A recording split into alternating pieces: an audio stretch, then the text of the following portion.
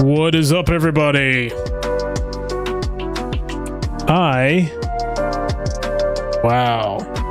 So tonight I am streaming to both Twitch and YouTube via OBS. Let's see here. We can see. Looks like we got two. I need to make sure I've got two separate. I don't know what all the alerts. So I was messing around with my alerts, and my chat, and you can see on the right hand side I've got both chats up. I'm trying to figure this out. We've got YouTube chat up right now. YouTube chat is good. I don't know which one that's showing. Got a whole bunch of different. There we go. That's right. I think that's right. Or actually, you know what? No, I think that's wrong, and that is what I need. We'll see. I don't know. As we go through, we'll see. I've been messing around with some stuff because I'm looking to see, can I do both YouTube and Twitch at the same time? See everything. In fact, let me show you. I'll give you an inside peek of what's going on over here.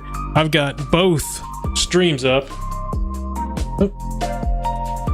Oh, both streams up over here on the screen, so we can kind of see what's going on. And man, you can tell just how fast Twitch is compared to YouTube when it comes to streaming. There's hardly any lag when it comes to YouTube, or when it comes to Twitch, but you can see that 15 second lag on YouTube side. All good though.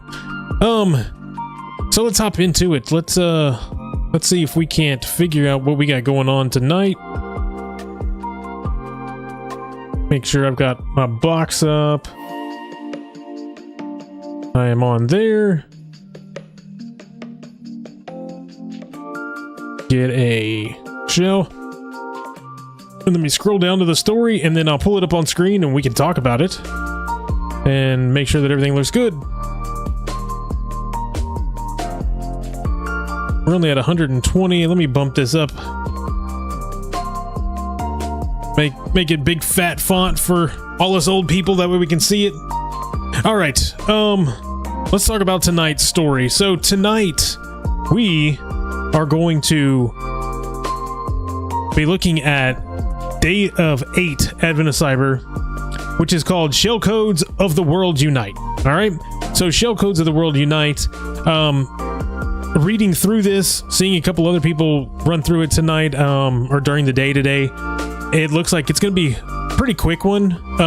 Basically, what we're going to be looking at here is we're going to be looking at how you can create a shellcode and what shellcode is, and how you can use it using a couple of different tools to get a reverse code back to a machine. That way, you can work on that machine through the command line. So it's actually really fun. And in fact, I'm sure there's another room at the bottom of this. Try Hack Me has a whole bunch of rooms like this where you basically pop a shell. If any of you know Tyler, he came out with a song called Pop a Shell. He has a shirt that says he's Pop a Shell. That is a lot of what a lot of people like doing on here in getting on Try Hack Me. You can go and pop a shell and get into a machine, and now you're a hacker using MSFVENOM or Metasploit or something along those lines. Tonight we are going to use MSF. Oh man, just lost my voice. I need some drink. I'm getting a little eclipsed. Let me see here. All right, so where was that? Oh yeah, tonight we're going to be using MSFVENOM. We're going to be using Netcat. We're going to use a little bit of Powershell. Let me see. I'm trying to think of what else is on here. I think that's it. But it's gonna be fun. So let's go ahead and jump into it. Let me switch over. I've got we got some new screens here. As everybody has seen, I've kind of moved away from using the wrapping paper and the candy. I keep continuously using just the move, but I'm gonna switch back and forth tonight. So I'm gonna use wrapping paper. And I've been unwrapped. And now you can tell, look, I've moved myself up to the top. Made myself a little bit bigger in the top right hand corner, kind of giving myself a little leeway so now I can go top to bottom, And then if I'm really in the way of the screen, then we'll pop back over and we'll come back up to the top. All right. Look, there we go again. Let's get rid of this chat. There we go. We are not showing right now. I don't think I'm showing Twitch on here. I'm not sure. I'm trying to figure out the whole chat thing. I think the only chat that's really on here right now is... Let me do this. We'll do this and we'll see if this works. Who knows? All right, so let me pop over here and let's talk about this real quick. Going through the story, what we find out now is, as always, we're going to start out with a little poem. Glitch the hacker, clever yet distrusted, wrote a script with skills finally adjusted. Shellcode magic to his home it would send, where secrets of Warville he'd carefully pinned. All right, so Glitch, the skillful hacker but mistrusted, was prepping for a tech conference. He was eager to share his shellcode script that remotely accessed his home system. However, as he worked, he noticed Mayor Malware's henchmen lurking nearby. What in the world, these henchmen? He didn't realize that hidden in his home system was something they desperately sought. A research paper he wrote on Warville's defenses, a treasure Mayor Malware was eager to obtain. Alright, so what are we gonna do tonight? I'm gonna go ahead and get all these. Let's go ahead and get all these good evenings in. Chris Whitlock in the house. Y'all go, if you're not following Chris Whitlock, go follow Chris Whitlock and follow Study GRC. He's doing some good things over on Study GRC. I think he's got Study GRC over on Twitch as well, because I saw that pop up over there. We've got Brandon Maverick is in here, and as always, Rhonda Rumsfeld is in here. All right, let's get started. So I've already connected to the machine. We've got, let me see what our password is. Let me get this or not the password, but let me get the IP address. We are going to use our remote desktop box tonight. Let's fix this. Let's edit this information in here. We'll save and connect it so we can get connected to our box. Yes. And we'll throw that in the back. Let that come up. In fact, let's go ahead and we'll go ahead and open up PowerShell and let's get all this stuff adjusted and ready so everybody can see.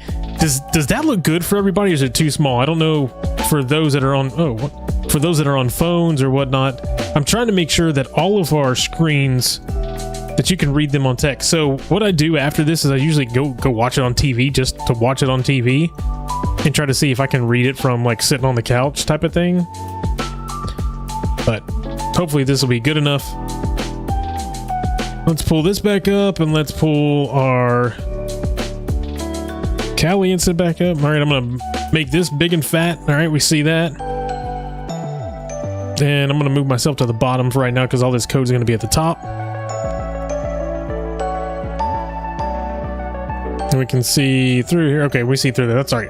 All right, so let's keep on going through. So we got a attack box. All right, so this first part, we're going to discuss what everything is, and then we're gonna do it.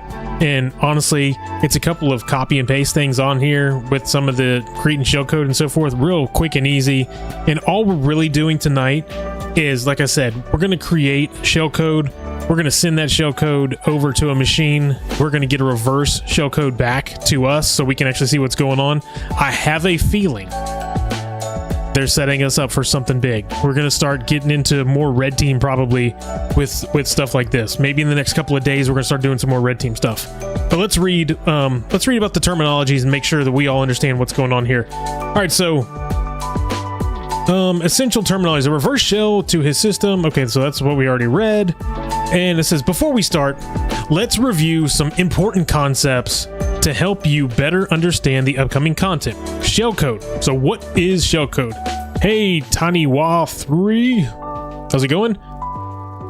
Important. Shellcode is an advanced topic. All right, it is an advanced topic, but knowing these foundational ideas will make the rest of the material more accessible and engaging. What's up, FedEx? Yeah, we do got Jerry tomorrow. but let's keep that quiet. We don't need everybody jumping on Jerry's stuff. All right. So what is shellcode? Shellcode is a piece of code usually used by malicious actors during exploits to like buffer overflow attacks or injection commands into a vulnerable system. So y'all are going to see we're going to create that shellcode.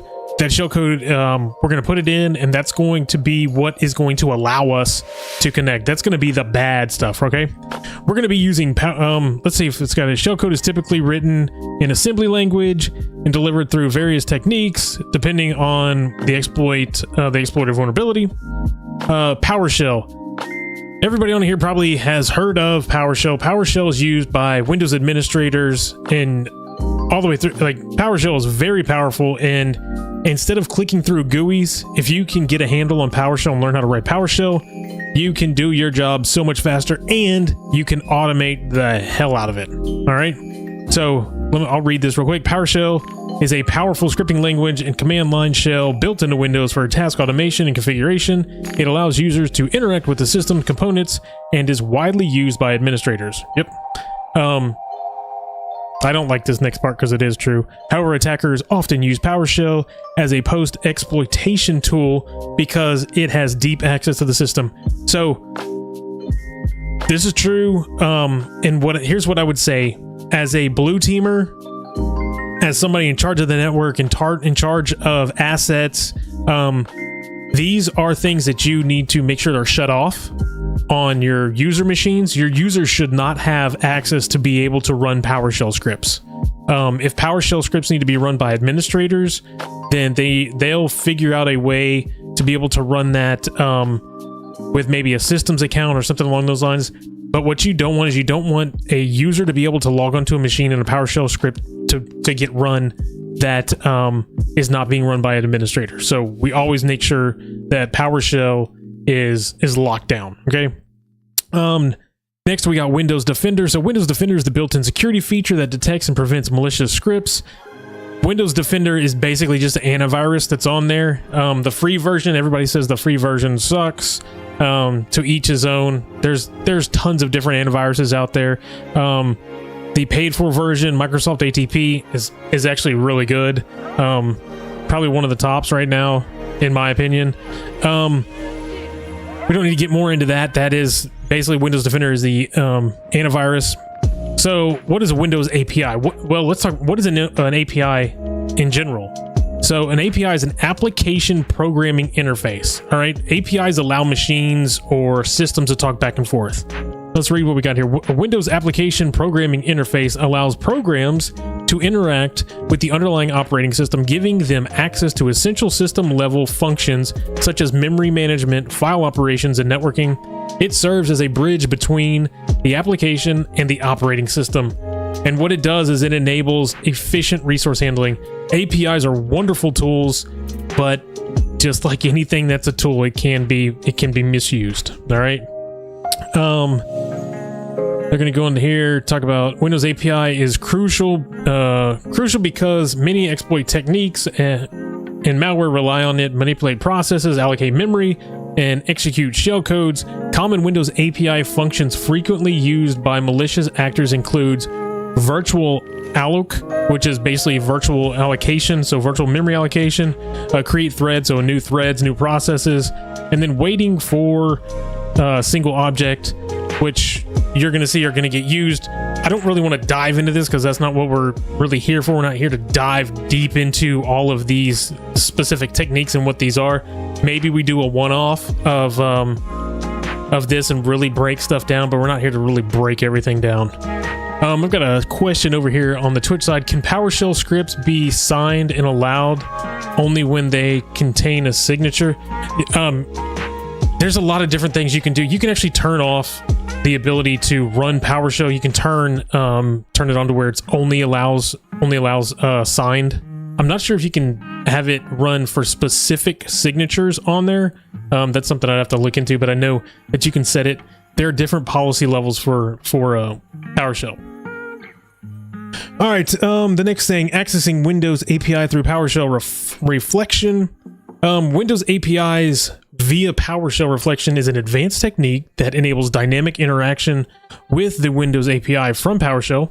instead of relying on precompiled binaries, Windows PowerShell reflection allows attackers to call window API functions directly at runtime. This will enable them to manipulate low-level processes, making it a primary tool for bypassing security security mechanisms, interacting with the operating system, and executing code stealthily.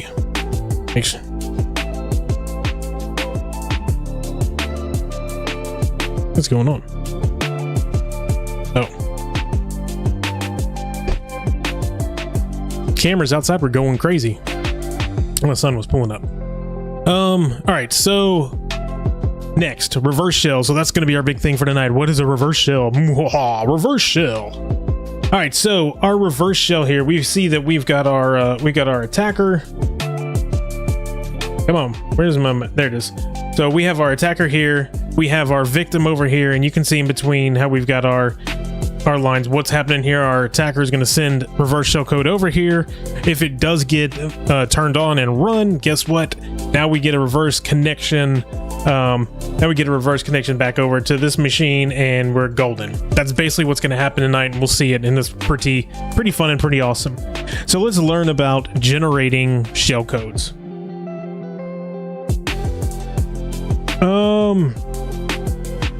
I talked about it earlier, using MSFVENOM. So we can use MSFVENOM to create a reverse shell. MSFVENOM is a powerful tool that you can find in a Kali box like I have up here, and it's something we're going to be using.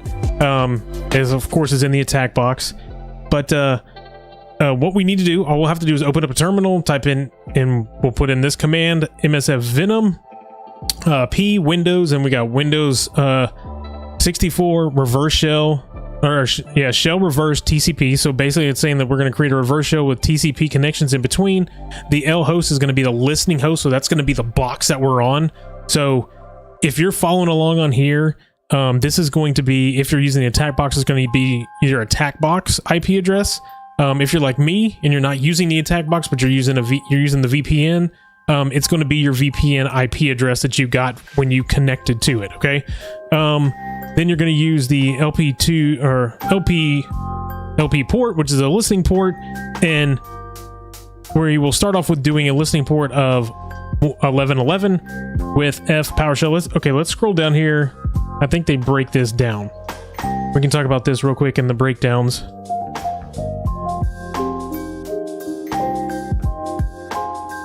Hold on, get a text. All right. So the above command generates a piece of shellcode using our tool MSVENOM, and here's what everything means. P, and then the reverse shell that flags MSVENOM. That's the type of payload that we're going to use, and what we're going to do is we're going to recreate a reverse shell to Windows, like I said a minute ago. L host, that's going to be our listening host that tells the reverse shell where to connect back to. L port, that's the port that we're going to connect back to. Okay.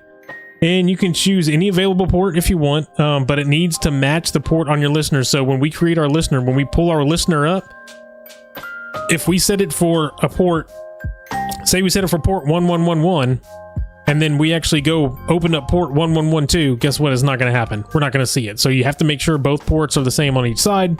And then F says PowerShell, and this specifies the format and the output. So what we're going to be doing here tonight is we're going to be doing this on a Windows box. So PowerShell is running on Windows, so that's what we want to do, is we want to make sure that we're running PowerShell. All right. So let's go ahead and look at this. I'm going to go ahead and copy this on here, and we're going to go ahead and run it. And you guys will see the output that we get. So I hit enter. And we should get a PowerShell scripter on, or not PowerShell, a Venom scripter. There it goes. Give it a second. Oh, you know what? That's not going to work. It's saying, "Hey, dude, what in the world, you idiot?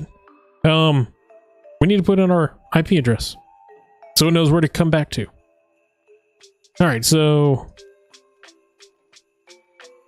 now let's get it. There we go. All right, well, now we've got all of our code in here. Now with our code in here, let's go ahead and scroll down, and it says, where is the actual shellcode? All right, so the actual shellcode of the output above is all this hex code. So we've got in here, in all of this is our shellcode, right? So all this hex is the shellcode in itself. And we could probably go take all of this, copy it, and we could throw it into CyberChef, like we saw last night, say hex, and then we could get a different type of output, and you can see what that is. So we can execute this shellcode by loading it into the memory and creating a thread for its execution. In this case, we will use a Powershell, or we use Powershell to call APIs via C code. Now, we're not going to get into C#, but basically we talked about it before. We've got a virtual allocation right here. So that's a virtual memory allocation. We've got wait time, a couple of other things in here.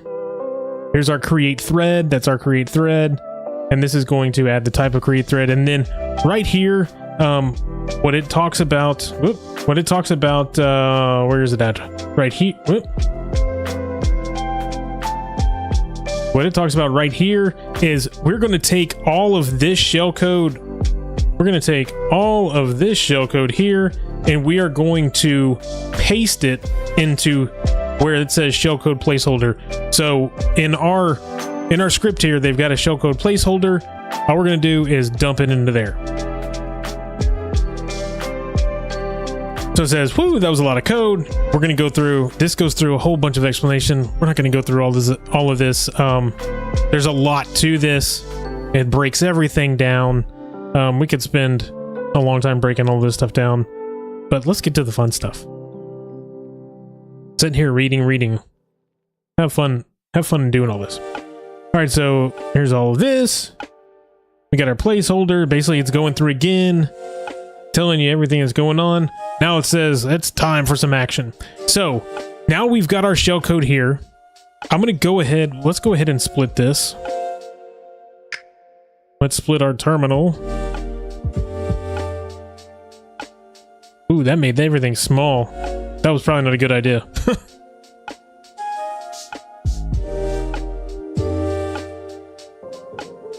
That's fine. All right, so we've got our shellcode here, and what you'll see here is we have NC. So we're running NC. NC stands for netcat, and that's what we're going to use to allow the connection back to us. And then we have NVLP. Do they give an explanation of everything on here? So we'll run a connection in NVLP. No, they don't actually break it down. So netkit on here. The 1111 is, of course, is our port. So we're going to go ahead and enter on here, and now we're listening on our Kali box for our connection. So now what we need to do is now we need to create that connection between the two of them. So let's go ahead and pop over to our Powershell box. And I've already got these codes saved in here. And this is what they're going to want us to do. They basically tell us that we're going to go copy all of this code here. Let me move. I'm going to move my big head up here. That way we can all see everything that's going on.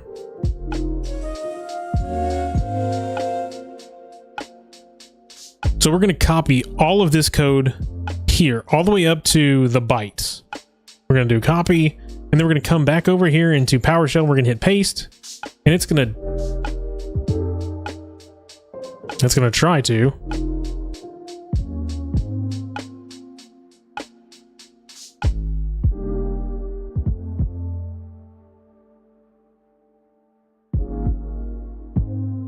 Let's see if it does it. Slowly but surely. Who are you calling Shirley? All right, I think we got it. So we've done the first part of that, and then our second part. Now you can see what I was talking about before, where in the code itself, right?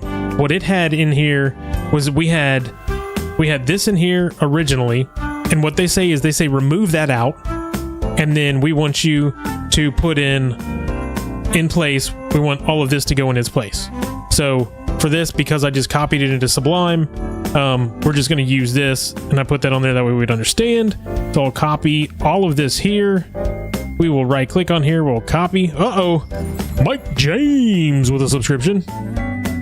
Welcome in, Mike James.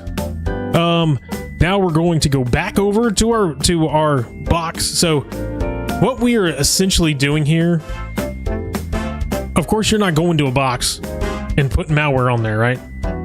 And what we are essentially doing is we are showing what would happen if we were to have sent this some way, like in a phishing message or something along those lines, some way to get this code on the machine, right? We're going to have to find a vessel to get the code on the machines, but because we're on both sides, we're just automatically putting it on there so we can fix it, or so we can show what's going on. So now that we've got our shellcode, now we're going to go ahead and right click on here and paste our shellcode in and hit enter.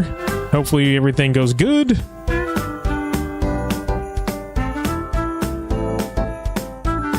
Come on. We are waiting. There we go. Okay, so we got our screen. Perfect. So now our next is now we need to drop in the rest of our code, the rest of our script in here. And let's go ahead and do this. And when we drop that in here, now if we pop back over to our listener, we should see right in here something come up.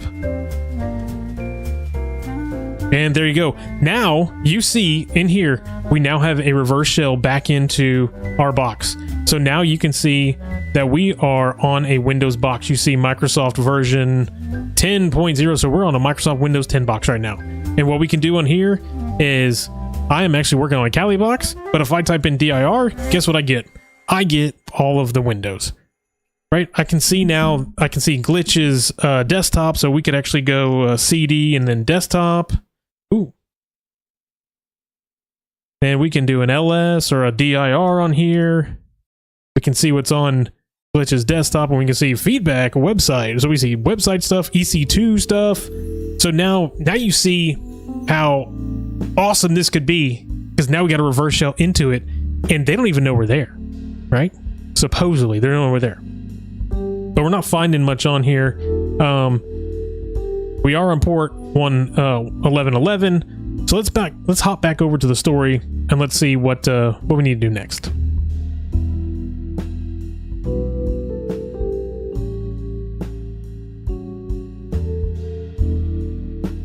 All right, so now they're talking about here, copy and pasting, which we've already done all this. And yes, it says, oh, look, you're on a Windows machine. Whee! So let's dive into this. We're diving back into the story to regain access. Diving into the story and troubleshoot the issue in this part of the task. Glitch has realized he no longer is receiving incoming messages from his home base. Oh crap. Mayor Malware's minion team seems to have tampered with the shellcode and updated both the IP address and the port number, preventing Glitch from connecting the correct IP address for Glitch is the IP of the attack box, and a successful connection port should be 4444. So our IP address is the same, but what they've done is they've changed the port number. So what we need to do is we got to go do everything that we just did all over again. Don't worry, I've already done it, so we don't have to waste time and go in and redo it. But basically what we need to do is we need to go back to MSFVENOM, run the same script, but where it had the LP in there, or L port, we need to change that from 1111 to 44. Okay, so I've already actually got that in place. What we're going to do here is we're going to hit C on here in our Kali box. We're going to clear that out, and we need to now redo netcat, right? Because we had netcat is set for 1111, but we need to connect to 4444. So let's go ahead and do that. Now we're listening here, and let's go back over to our box. Let's bring PowerShell back up. Let's copy this all over again. Copy the first part of this. Copy. And we're going to paste it in here and let it run. All right. And then we're going to come over here, and I've already created the shellcode. So this is the shellcode for this is the exact same thing we did before, right? But the shellcode is a little bit different because it's pointing to port 4444. So all we're going to do is copy all this code, and we're going to paste it into here, and we're going to hit enter, and hopefully we get no errors.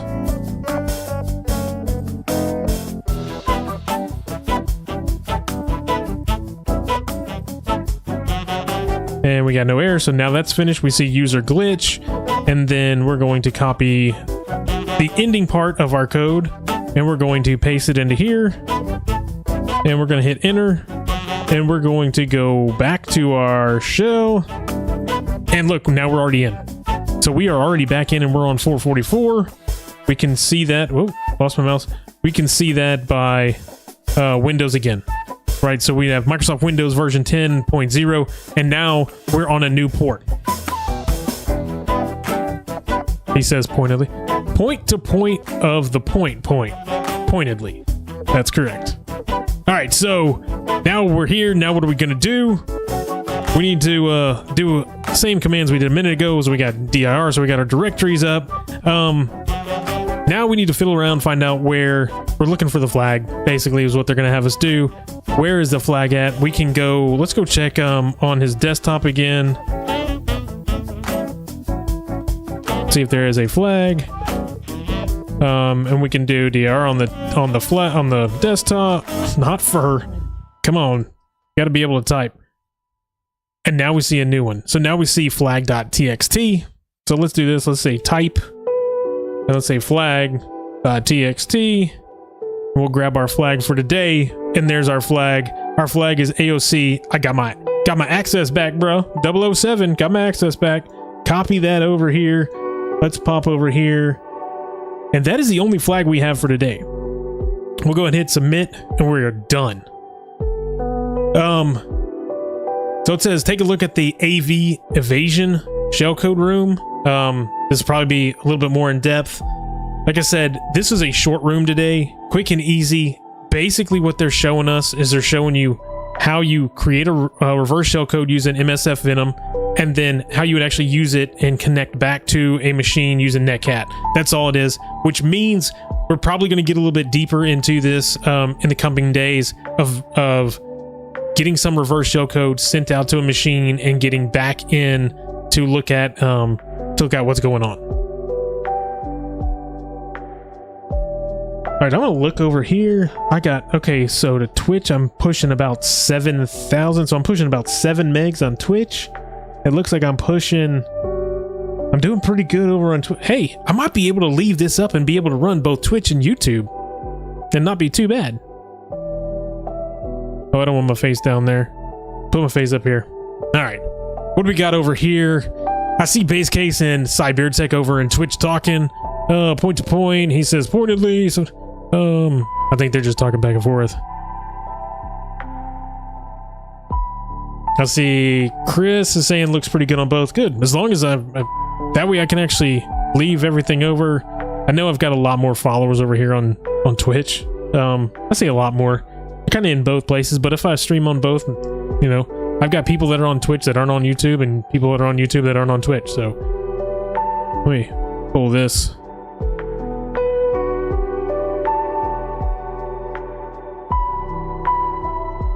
Let me pull this DreamerBot up. There we go. I'm gonna mess with this for a minute. So I do have I'm running chat from both. That doesn't look too bad.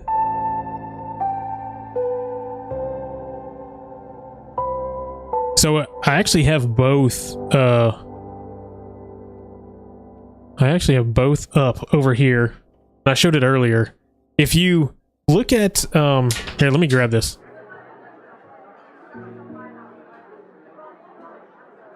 A move.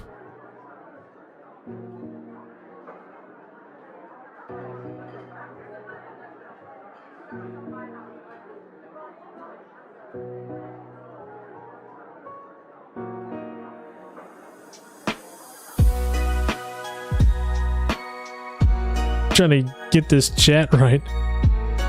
Trying to see how. Oh, come on now. Give me alt. There we go.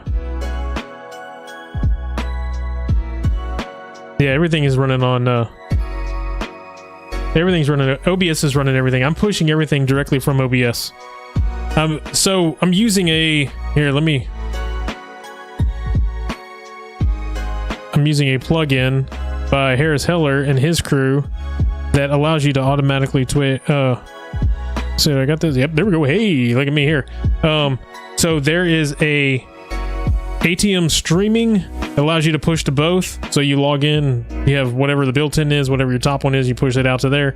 But over here, I've actually got both of them running. So I've got them up and on, and I can actually see the difference between both. You see Twitch is on the right, you've got YouTube on the left, and you see how fast Twitch is compared to YouTube when it comes to live streaming.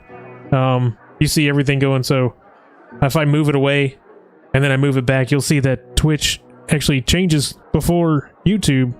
We got not a lot because we're on low latency, but there's a couple of second difference in it.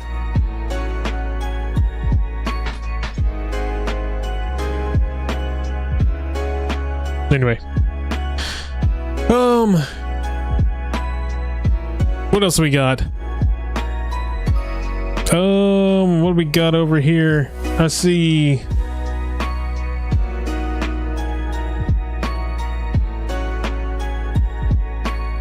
Let me see here. Properties. Oh. I'm gonna make this a little bit wider. Since we're on here, we might as well screw with this for a minute and see if we can't get this, since today's room was tiny.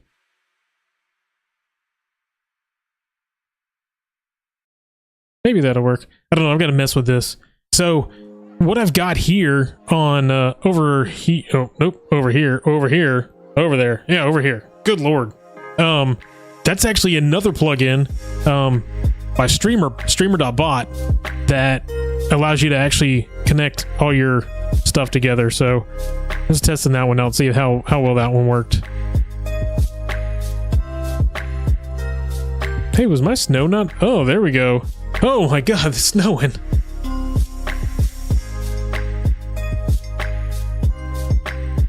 You gotta lock it all down, lock it all down.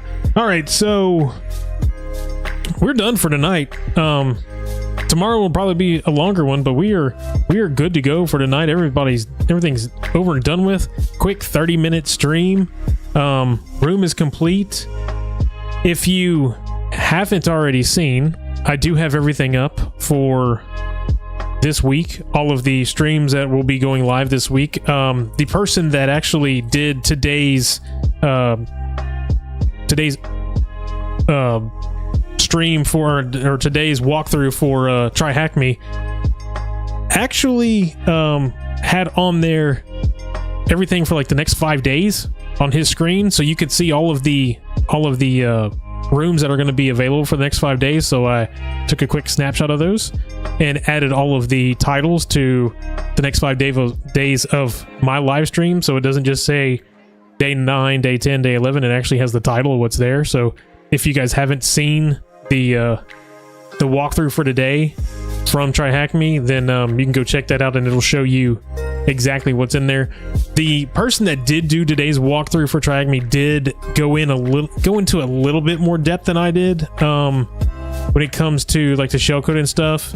But I think they spent a lot of time doing it, and then they really went through and cut up a lot of their video. So you can tell it's chopped up in and out. It's done fantastically. The individual that did it, it's a great video that was put out. But you can tell they spent a lot of time doing it. So it is a good video though. So if you want to get a little bit more in depth of what we saw today, you could go over there and watch their walkthrough. It's a good one. But as it is for me, it is Sunday night. I'm going to get ready for the rest of the week. I think I've got homework that I've got to go do with my kid. So they're done for, that way they get back to school tomorrow and have all their math homework done. So I need to go check on that. But I'll be back tomorrow, 7 o'clock tomorrow. Some of you those of you who've been here for the last 7 days, will have seen that I did change the schedule on Tuesday. I changed it to 7:30. If I'm here by 7, then I'll pop on at 7, but I wanted to basically give myself a little bit of leeway there because I usually do something up until right around 6:45 or 7 o'clock on Tuesday, and I just wanted to make sure that I gave myself a little break right there before I jumped on.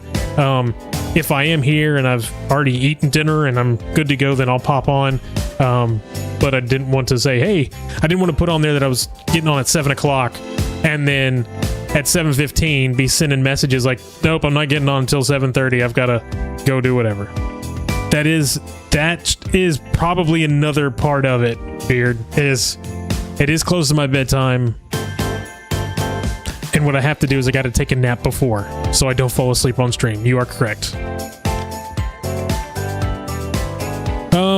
FedEx said, okay, one of Thor days we need behind the essence picture of details of that setup. I don't know if that was English.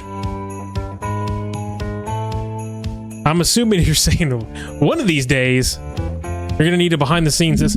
So maybe we'll do a full stream of that. It's actually hard to do a stream of OBS without having it on another machine and then doing it over on the other machine, which maybe we can do. Maybe I can throw it onto a VM or something and we can look at that. But it starts getting weird when you do it, like when you start showing OBS in itself.